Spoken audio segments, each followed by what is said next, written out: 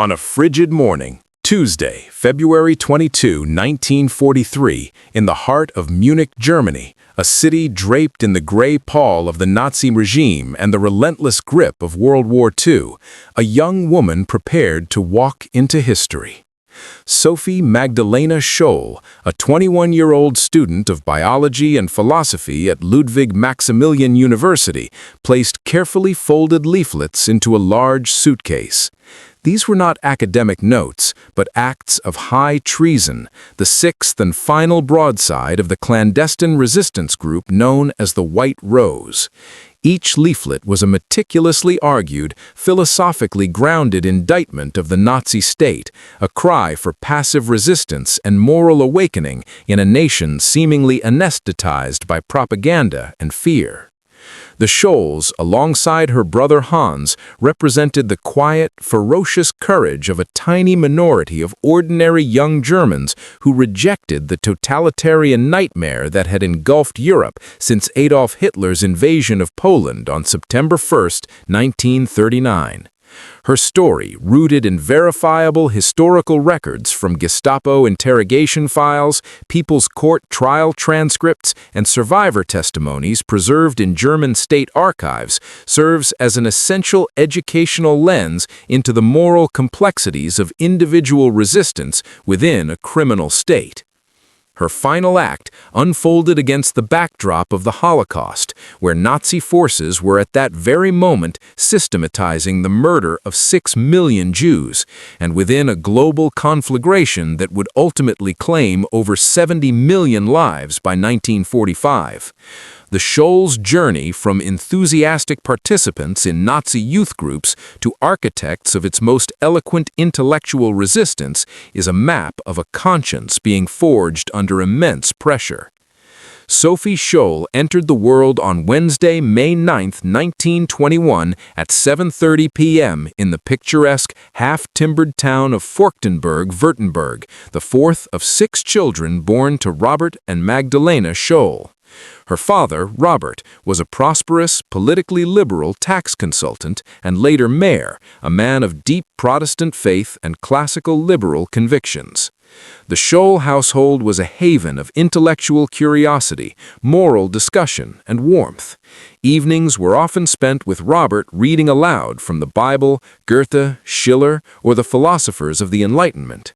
He instilled in his children a profound belief in the inviolability of the individual conscience, the importance of critical thinking, and a social democratic outlook that valued community and justice. This environment, filled with piano lessons, family hikes in the nearby forests, and spirited debates, created a stark contrast to the economic and political chaos consuming the Weimar Republic outside their door. The Germany of Sophie's childhood was a traumatized nation. The loss of World War I, the punitive Treaty of Versailles, and the catastrophic hyperinflation of 1923 had shattered social stability and bred deep-seated resentment and longing for order. It was onto this fertile ground that the ideology of National Socialism fell. The Scholl family's initial engagement with the Nazi movement, as for millions of Germans, was complex and not immediately hostile. In 1933, when Hitler came to power, Sophie was only 11. Her older brother, Hans, joined the Hitler Youth in April 1935, drawn by the promise of camaraderie, outdoor adventure, and a sense of national renewal. Herself, upon turning 12, was legally required to enter the Bund Deutscher Mädel, the League of German Girls. Initially, she participated with enthusiasm, even a degree of pride. She enjoyed the hiking, the singing, the sense of belonging. She rose to a squad leader, responsible for younger girls, organizing outings and embodying the BDM ideals of health, discipline, and service. However, cracks in this facade began to appear early, and they originated at home.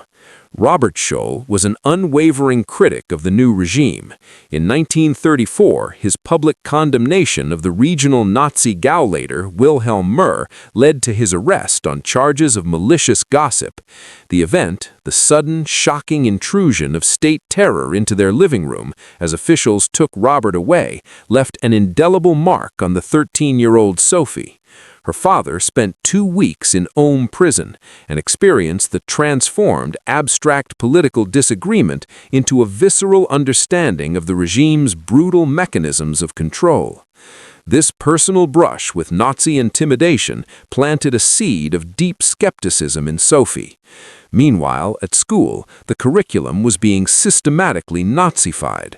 Biology lessons morphed into primers on racial hygiene and eugenics, justifying the regime's nascent T4 program that would murder 70,000 disabled Germans. History was rewritten as a saga of Aryan destiny. Sophie, a bright and sensitive student with a deep love of the natural world, she was an avid botanist and found solace in sketching plants and observing stars, found this ideological coercion increasingly repellent. Her private diaries from her mid-teens reveal a young woman struggling to reconcile the regime's demands for total, uncritical allegiance with her own burgeoning intellectual and moral independence. As Sophie matured, so did the brutality of the regime she lived within. The family moved to Ulm in 1939, a pivotal year. Here, Sophie's social world expanded. She formed a close, lifelong friendship with Fritz Hartnagel, a young officer in the Wehrmacht. Their relationship, often romanticized, was primarily a deep intellectual and emotional bond conducted through letters, especially after Hartnagel was deployed to the Eastern Front in 1941. His correspondence became a crucial, clandestine source of truth for Sophie. He described not glory, but the horrifying realities of the war against the Soviet Union, the complicity of the army in atrocities, the brutal treatment of civilians, and his own growing moral disintegration. He once smuggled her a copy of Tolstoy's War and Peace, a profound critique of militarism and a testament to their shared search for meaning beyond Nazi dogma. Sophie's mandatory national labor service, Reichsarbeitsdienst, beginning on May 1, 1941, was another hardening experience. Sent to a labor camp on a farm in Kohlhof, she endured grueling physical work. But more importantly, she was subjected to the relentless, crude anti-Semitic and nationalist indoctrination of her camp forewoman. The disconnect between the idyllic blood and soil propaganda and the reality of mind-numbing labor and hateful rhetoric deepened her alienation. In a letter home on July 15, 1941, she wrote with quiet resolve, "The world must be different." Before she could begin her university studies, the state demanded another contribution to the war effort. From August 1941, Sophie worked at the Krauss-Maffei armaments factory in Munich, assembling searchlights for anti-aircraft guns. This factory floor was a microcosm of the Nazi war economy and its crimes. Here, she worked alongside Polish forced laborers, Ostarbeiter, who were kept in brutal conditions. In whispered conversations, she likely heard fragments of truth about the persecution in the East, rumors of ghettos and mass shootings that filtered back from soldiers on leave. The abstract evil of the regime was gaining concrete human faces. Finally, in May 1942, Sophie arrived in Munich to begin her studies in biology and philosophy at the university. Munich was the capital of the movement, the birthplace of the Nazi Party. But for Sophie, it became the birthplace of her resistance. She was reunited with Hans, now a medical student. He introduced her to his circle of friends, Alexander Schmorell, a charismatic Russian-German medical student haunted by the regime's barbarism, Willy Graf, a deeply religious Catholic from Saarbrücken with previous experience in dissident youth groups, and Christoph Probst, a married father of 3, whose quiet, thoughtful nature balanced the group's fervor. Their mentor was Professor Kurt Huber, a respected musicologist and philosopher who privately despaired at the corruption of German culture and academia. This group, which would name itself the White Rose, was unique in the landscape of German resistance. They were not plotting a coup or sabotage. They were, as students and intellectuals, waging a battle for the soul of Germany. Their weapon was the word. They devoured banned literature, the theological writings of Cardinal John Henry Newman, the political essays of French resistance philosophers, classical texts on ethics and duty. In long, intense discussions, often held in small apartments or on walks in the English garden, they grappled with the fundamental question: what is the responsibility of the individual when the state has become a criminal enterprise? The catalyst for action came in the summer of 1942. News reached them via BBC broadcasts, secretly listened to at great risk, of the escalating Holocaust and the Allied condemnation of German atrocities. They also learned of the brave sermons of Bishop Clemens August von Galen of Münster, who had publicly denounced the T4 euthanasia program. The combination of external moral condemnation and internal clerical defiance convinced them that silence was complicity. In June 1942, they resolved to act. The White Roses' resistance was an intellectual and moral crusade, meticulously planned. They acquired a manual duplicating machine, typewriters, and paper through careful clandestine purchases to avoid raising suspicion. The content of their leaflets was their paramount concern. These were not emotional screeds, but carefully composed appeals to the German intelligentsia. The first leaflet, distributed in late June 1942, opened with a quote from Schiller: "Nothing is so unworthy of a civilized nation as allowing itself to be governed without opposition by an irresponsible clique that has yielded to base instinct." It called for passive resistance, drawing parallels to the philosophical resistance against Napoleon, urging readers to sabotage the machine of war and oppression. Sophie's role evolved rapidly from supportive sibling to core conspirator. She proved to be cool-headed, meticulous, and fiercely committed. She helped draft texts, proofread for philosophical consistency, and managed the immense logistical danger of production and distribution. Using stolen address books from university offices, they mailed the leaflets to professors, doctors, writers, and pub owners across southern Germany, always posting them from different mailboxes far from their homes. They also took the breathtakingly risky step of traveling by train to other cities, like Stuttgart, Freiburg, Vienna, carrying suitcases full of leaflets to be distributed there, broadening their reach. The leaflets grew more urgent and pointed with each iteration. They referenced the massacre of hundreds of thousands of Jews in Poland, a crime the regime was trying to conceal.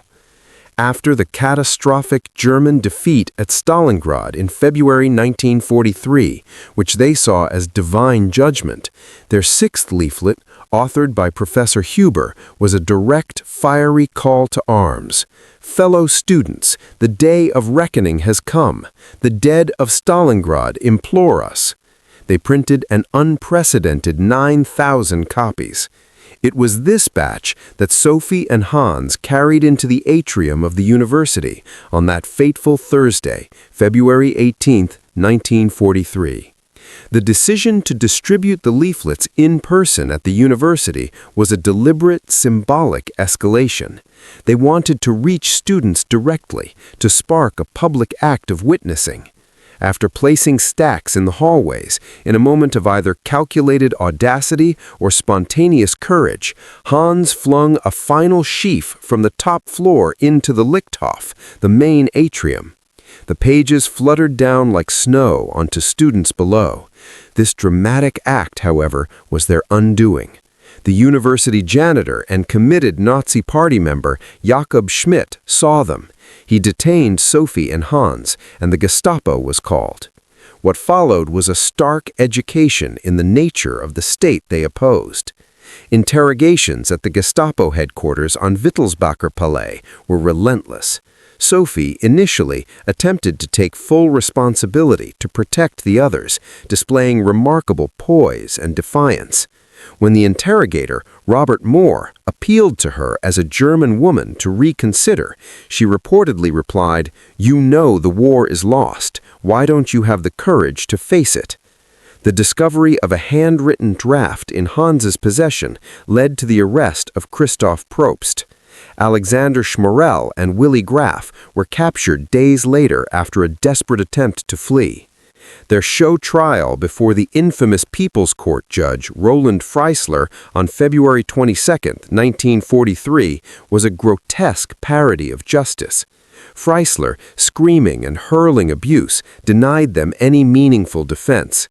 In this terrifying arena, Sophie found her most powerful voice. When Freisler accused her of treason, she calmly stated, "What we wrote and said is what many people are thinking. They just don't dare say it." Her composure in the face of his hysterical rage was itself a profound act of resistance. The sentence was a foregone conclusion: death by guillotine for all three, Sophie, Hans, and Christoph. The execution at Stadelheim prison just hours later was carried out with chilling bureaucratic efficiency. Witnesses reported that Sophie walked to the guillotine with a calm, unwavering dignity. Her last words were, "God, you are my refuge into eternity." The blade fell at 5:05 p.m. The regime sought to erase them, but in their deaths they achieved the resonance they had sought in life. The brutal suppression of the White Rose was immediate. Second and third waves of arrests led to more trials and executions, including Professor Huber, Alexander Schmorell, and Willy Graf in the following months. The Gestapo believed it had stamped out a dangerous cell, but they miscalculated the power of the group's ideas. Copies of the final leaflet were smuggled out of Germany to Scandinavia. By July 1943, Allied aircraft were dropping millions of copies over German cities, rebranded the Manifesto of the Students of Munich. In the broader narrative of World War II, the White Rose stands as a critical testament to the fact that even in the heart of a totalitarian police state, the human conscience could not be entirely extinguished. They were not soldiers, spies, or politicians. They were students and a teacher who chose to say no, because their philosophical and moral convictions left them no other choice. Their story educates us not about military strategy, but about the foundations of ethical courage. It forces us to ask, at what point does obedience become complicity? What is the price of intellectual and moral integrity? Today, squares, schools, and scholarships across Germany bear the names of Hans and Sophie Scholl. Their story is a mandatory part of the German educational curriculum, a permanent warning from history about the dangers of dictatorship and the enduring responsibility of the individual. In a world where the echoes of authoritarianism and the dehumanization of others still persist, the White Rose remains a piercing, poignant reminder that the first battlefield against tyranny is often the quiet space of one's own conscience, and that the most powerful weapon can sometimes be a simple sheet of paper filled with truth. To fully grasp the profound audacity of Sophie Scholl's final act, we must first understand the suffocating reality of daily life in Munich, 1943. World War II was no longer a distant series of lightning victories. It was a grinding, total war pressing in on the home front. Munich, despite being the capital of the movement, bore the scars. RAF bombing raids, while not yet as devastating as the firestorms soon to engulf Hamburg, were a regular terror. Air raid sirens pierced the night, sending citizens scrambling into damp cellars and public bunkers. Rationing was severe. The official weekly allowance for an adult was a meager 1,900 calories, often consisting of coarse Kriegsbrot, war bread, ersatz coffee made from chicory, and minimal fats or meat. The once vibrant city was draped in a monochrome palette of gray uniforms, blackout curtains, and propaganda banners urging total war. But the true prison was psychological. The Nazi regime had perfected a system of totalitarian control that penetrated every aspect of existence. The Gestapo, the secret state police, operated not just through overt raids, but through a vast network of informants, the Blockwart, block warden in every apartment building, ideological fanatics in workplaces, and the fearful complicity of ordinary citizens who reported on neighbors to secure favor or avoid suspicion. The university itself, where Sophie studied, was a hollowed-out institution. Since the law for the restoration of the professional civil service in 1933, over 1,600 academics, Jews, political dissidents, and those deemed ideologically unreliable, had been purged. Lectures were infused with Nazi dogma. Student life was policed by the Nationalsozialistischer Deutscher Studentenbund, the Nazi Student League, which monitored political conformity. In this environment, private thought was the last bastion of freedom, and even that felt perilous. The White Rose did not operate in a vacuum of passive acceptance, but within an active, humming apparatus of surveillance and fear designed specifically to crush the very kind of independent thought they embodied. The White Rose was not a spontaneous outburst of emotion. It was the product of a deliberate and dangerous intellectual journey. Their meetings in apartments at Franz-Josef-Strasse or in the back rooms of cafes were akin to a secret seminary. The texts they circulated were their spiritual and intellectual ammunition. These were not merely anti-Nazi pamphlets, they were carefully constructed arguments designed to reawaken a specifically German intellectual tradition that the Nazis had perverted or suppressed. They drew deeply from several key wells. First, Christian theology, particularly Catholic social teaching, and Protestant theologians like Dietrich Bonhoeffer, though they likely did not know of his own resistance activities. The concepts of natural law, the supremacy of conscience before God, and the inherent dignity of every person stood in direct opposition to the Nazi cult of blood, soil, and the Führer's will. Second, German classical humanism. They invoked Goethe, Schiller, and Heine, figures the regime selectively quoted for propaganda, to reclaim the true spirit of German culture, one of individual moral responsibility, aesthetic freedom, and universal humanity. A quote from Schiller's The Robbers, "I can't serve rulers," took on a dangerous new meaning. Third, the philosophers of the Enlightenment and existentialism. They discussed Kant's categorical imperative to act only according to maxims that could become universal law, which made the moral bankruptcy of the regime glaringly obvious. They grappled with the existential commitment demanded by thinkers like Pascal, whose words they quoted, "Words differently arranged have a different meaning, and meanings differently arranged have different effects." Professor Kurt Huber provided academic rigor. His lectures on Leibniz and the philosophy of the best of all possible worlds were, to the initiated, subtle critiques of the dystopia the Nazis had built. This intellectual grounding is what made their leaflets so potent. They were not screaming "down with Hitler." They were engaging their readers, presumed to be educated Germans, in a philosophical dialogue, appealing to the remnants of a shared cultural heritage that the Nazis had not yet completely erased. They were trying to treat the disease of Nazism with the antidote of reason and ethics.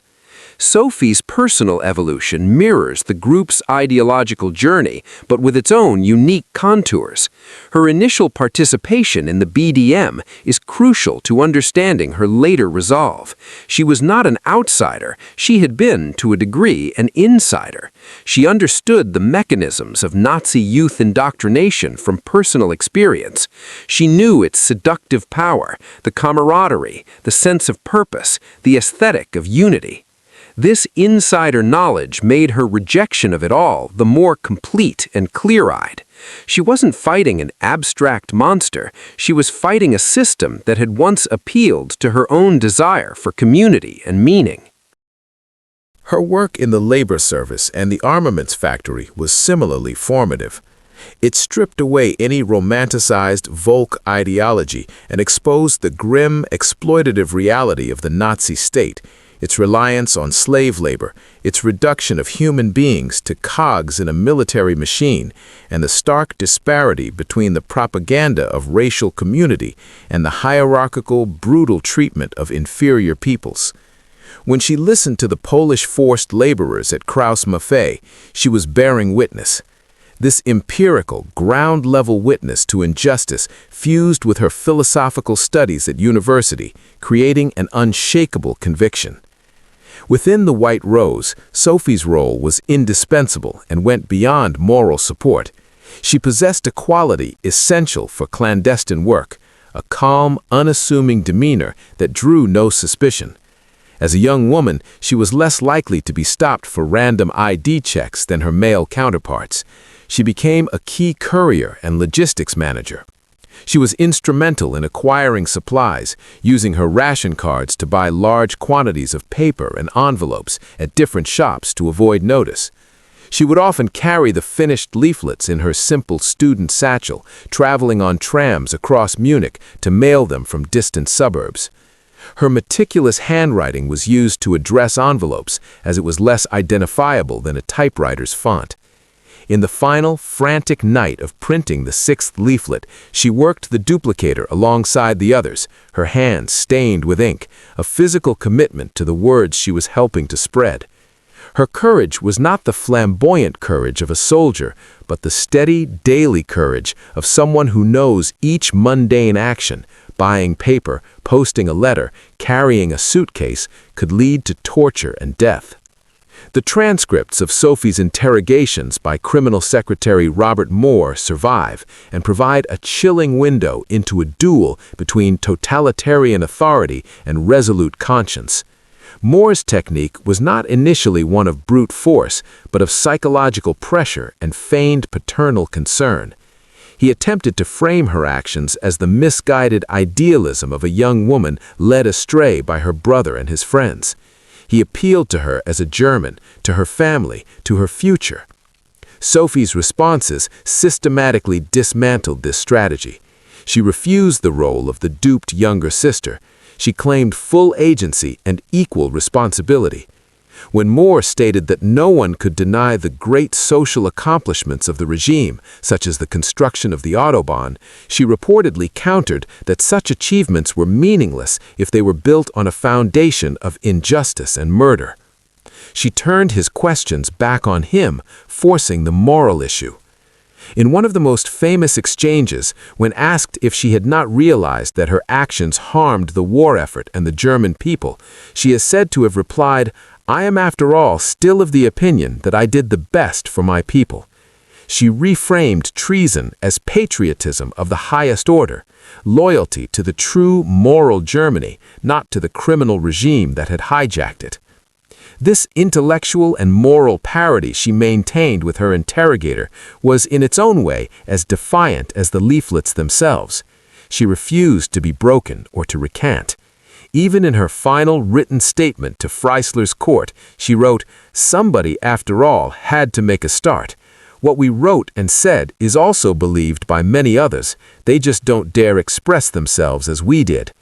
She framed their execution not as a punishment for crime, but as a necessary sacrifice to awaken others, a concept drawn directly from the Christian and classical traditions she revered.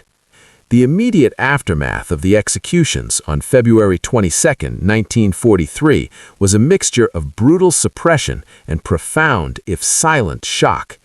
The Nazi propaganda apparatus went to work, publishing a brief, venomous notice in the newspapers denouncing the traitors and shirkers who had been rightfully dealt with. The intention was to instill fear and warn others. At the university, a pall fell. Many students and professors, privately sympathetic or horrified, dared not speak. But the regime's attempt to bury the story failed spectacularly. Within weeks, the story of the students' execution spread through whispered networks. Then came the Allied airdrops. In July 1943, millions of copies of the White Rose's final leaflet, now titled The Manifesto of the Students of Munich, fluttered down over German cities from British and American bombers. This was a masterstroke of psychological warfare.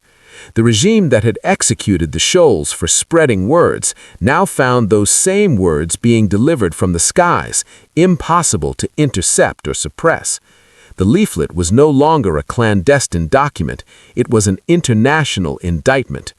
For Germans huddling in cellars, finding this leaflet from enemy aircraft that quoted their own classical authors and spoke of conscience, the cognitive dissonance must have been staggering.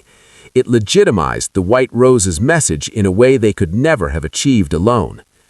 The legacy of the White Rose grew in the post-war years, initially with difficulty in a Germany grappling with collective guilt.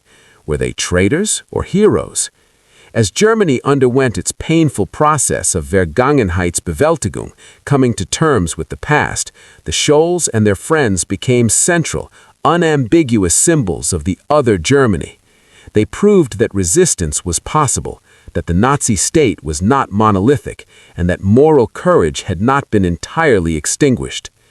Today, the Geschwister Scholl Institute at Ludwig Maximilian University stands as a living memorial.